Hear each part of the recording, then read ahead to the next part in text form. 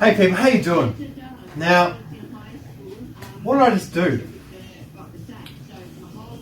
This game, we are going to revolutionise its history. Now, no one knows where DARTS comes from.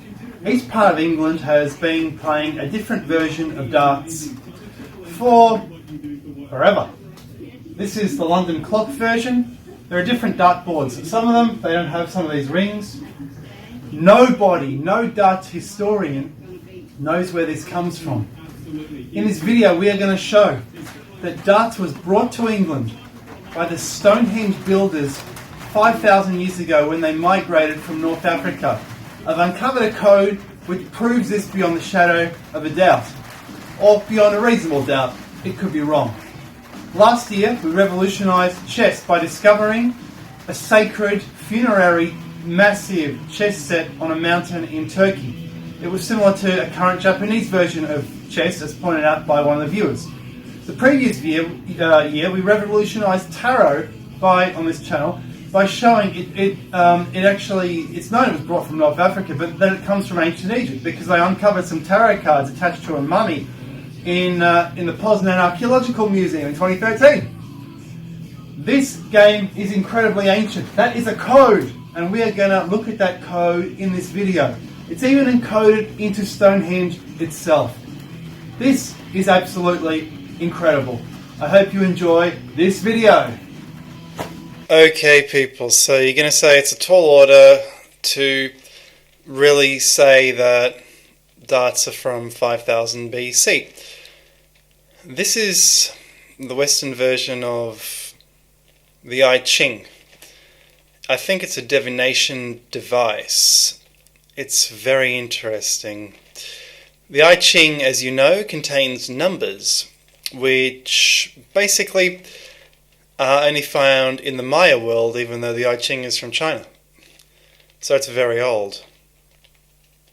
This is similar. It contains numbers found in the Maya world. We're looking at the number 20. The Mayan world was base 20. This is based around 20. There are 20 segments. The triple 20, the triple sacred trinity of 20 is what you're aiming for. You get 180. And you're counting down from the number 301 to 0 as you shoot your darts. That's a 50, that's a 25. Now, this is not the only dartboard, people. There are other dartboards from England. I encourage you to check out the page by Patrick Chaplin. I hope he doesn't mind me looking at his page, at least I'm drawing people towards it, and he has discovered there are many different types of dartboards in England. What we just saw was the one London version which has conquered England and taken over. And it's pushed away all the primitive dartboards, the regional dartboards, and I think these have been in use since Stonehenge times. This one, as you see the Bath dartboard, and Patrick thinks these circles are the triples. So let's get back to here. For the people who aren't familiar, if you get here, you triple the number, right? If you get here, you double the number. You have to finish on a double. What's interesting is traditionally darts was played, you have to stand 9 feet away and throw it. Now it's 7 and 8 inches. 9 feet away. 9 is sacred in Wales, in ancient Wales. You walk around saying 9 times, you sanctify it. Also, you get 9 throws as a warm-up. I think this was used for divination, kind of like spinning the globe, and then you put your finger on it like Mr. Phileas around the world in 80 days did. So there's that. And he thinks these triangles are the doubles. I think these could also be the triples, and these could be the doubles, because you need a triple 20 somewhere. But that's the Bath dartboard. And there are many others. So there's also, this is the best site on dartboards. The Tonbridge dartboard looks similar. It looks like that, and these are two fellas from the 1930s drinking in a pub, 1936. Notice that zigzag pattern. We're going to get to that soon and see how it works. So, to understand darts, you need to basically understand Jupiter-Saturn conjugations, and base 60. Now, but let's continue a little bit on the theme of the 20, because this is fascinating. So 20 in France, the number system in France has even though it's a base 10 system, you can see it's been overlaid over a base 20 system. So 1, 2, 3, 4, 5, 6, 7, 8, 9, 10, 11, 12, that's 12 is 12, 13, 14, 15, 16 is, and then 16 is 16. And then, after 16 it stops being unique names, and it just goes 10-sept. So that's 10-7, 18 is 10-8, 18, 19 is 19. So there's a base 4 system as well, which can be derived from the base 20 system, because you divide the 20 by 5, you get the 4. You get to 20, you go 19, and then you get to 20, it starts again from 20. So 20 et 1, that's 20 and 1, 22, 22, 23, 23. Thing is, and then it goes 30, 30, 40, 40. Thing is, and it keeps going till you get to 80, and then instead of 80, they don't like saying 80. Instead of a unique name, it's 420, 420s. So 20 is very sacred, and you see the sacred in the dartboard, and I was always thinking, well, how come you have this sacred base 20 system in a modern game? And you look this up online, and they say, oh, darts was invented 100 years ago, modern darts 100 years ago. They say there was a championship played in the 1860s. I looked up the Collier's Encyclopedia. It's so America-centric that the only history it provided was it arrived in America on the Mayflower, English immigrants. I read that it was played with these trees. You cut a slice of a tree, and that's a dartboard. I read that it was the beer barrels. They upended the beer barrels and threw little spears at it. I don't know why they do that, because wouldn't it make holes? I read also they used a piece of wood, and after playing a game, they would soak it in water and to heal up the holes. Before they invented the bristle thing in the 1920s, they just used cork, and it didn't work very well.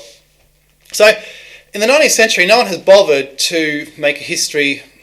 It looks like no one has written a history of darts. There's never been a history of darts written, a proper history of darts, except in the 20th century, and it was very limited.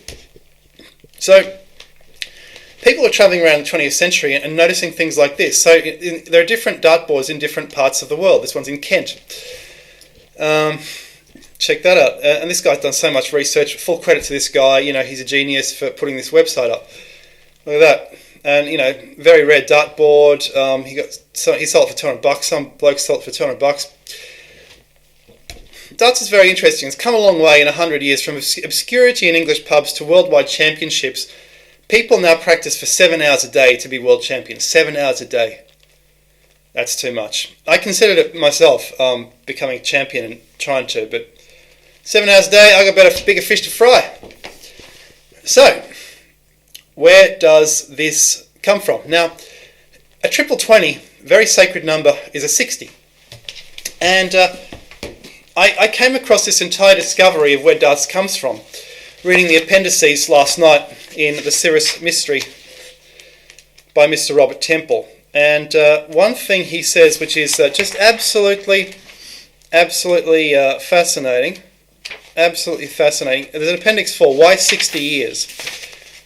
He says, by chance, I found an extremely obscure old book from the early 19th century. This is called The Druids and Stonehenge, the Stonehenge Druids. A reference from 1827, a 60-year-old period in the ancient world. This book is fascinating. It's primarily a meandering of speculations concerning Stonehenge and British stone circles. It points out that Stonehenge has 60 stones in its outer circle. Then we read, this outer circle is the oriental cycle of Brihaspati, 60.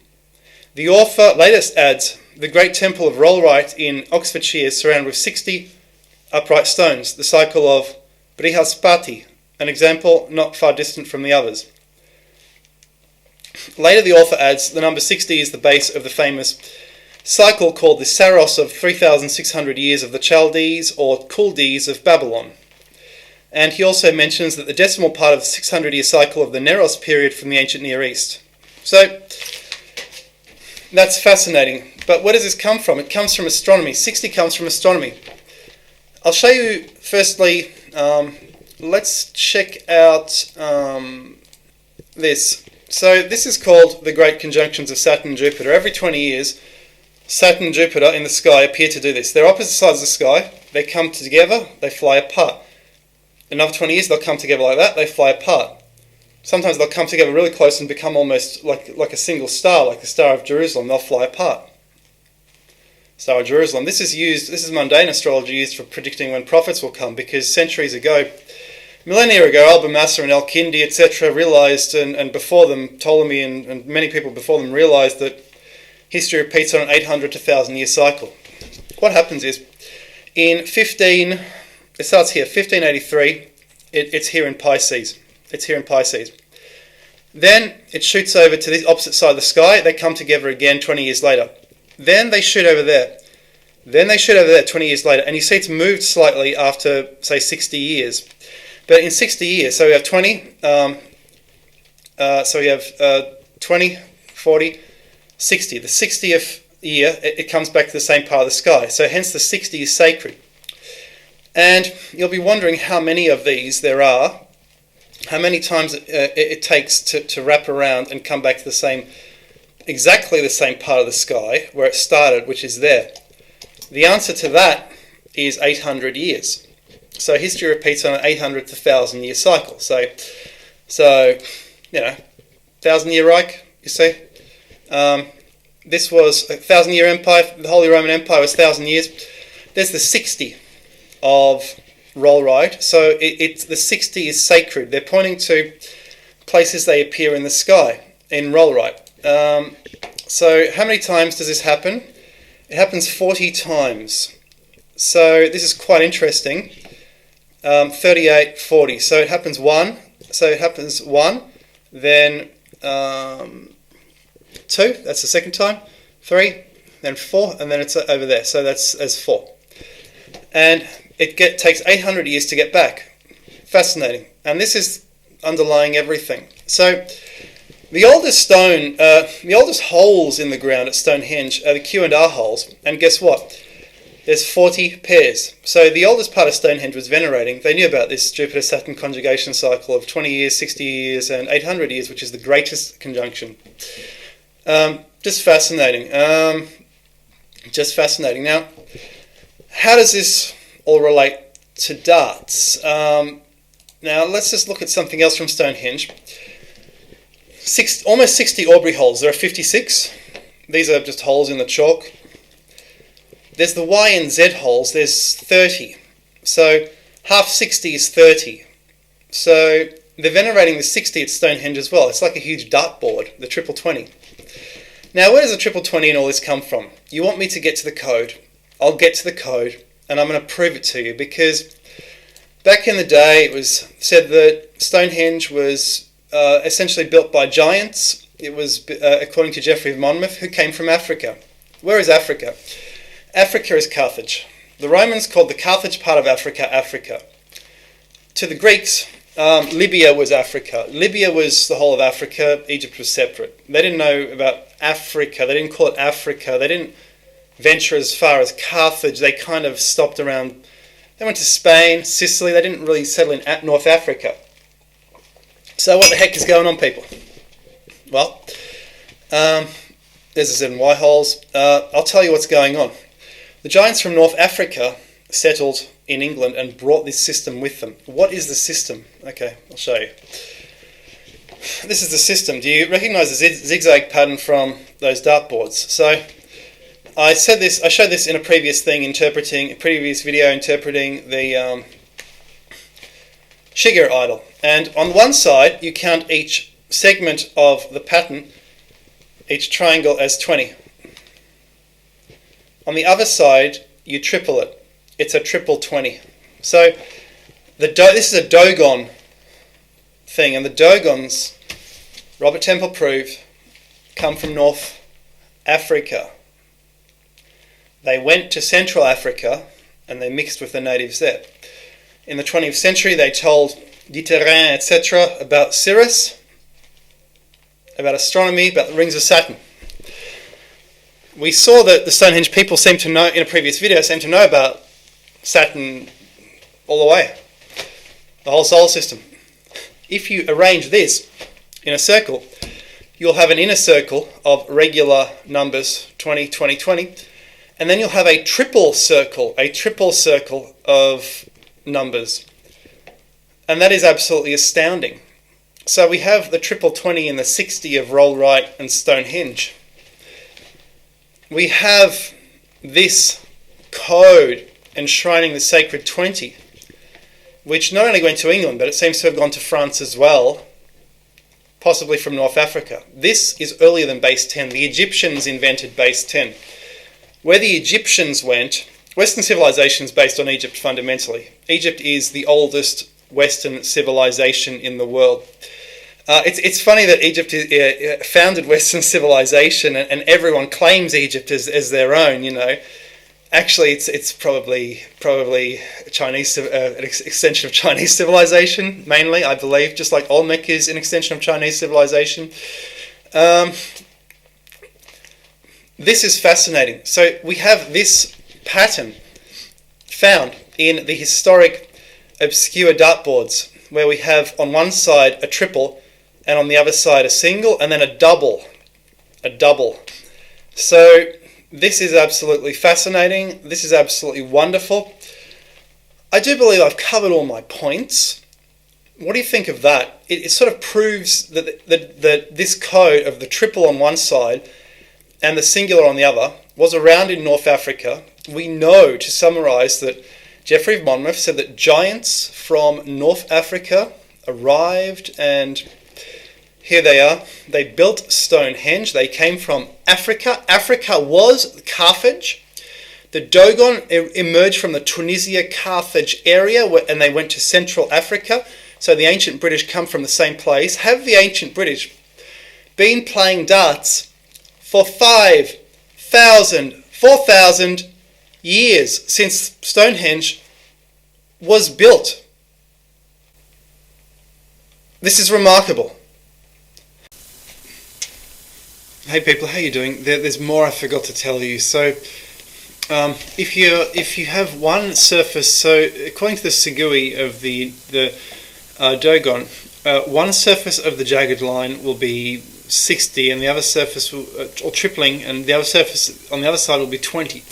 So this is like a clock that goes to 20, but because it has a triple surface, suddenly it becomes a base 6 clock, literally a clock which has 60, so 60 minutes. And now, why the numbers out of order if it's a clock? These were randomised probably in the 19th century. This is probably the 19th century version of the numbers to avoid a lucky shot. They might have actually been going 1, 2, 3, 4, 5 back in the day, but there are 20 segments. So the dartboard is astronomy, and it's 360 degrees, which is also base 60, base 20. It's you count down from 301. You don't count down from 360. Maybe they used to use 360.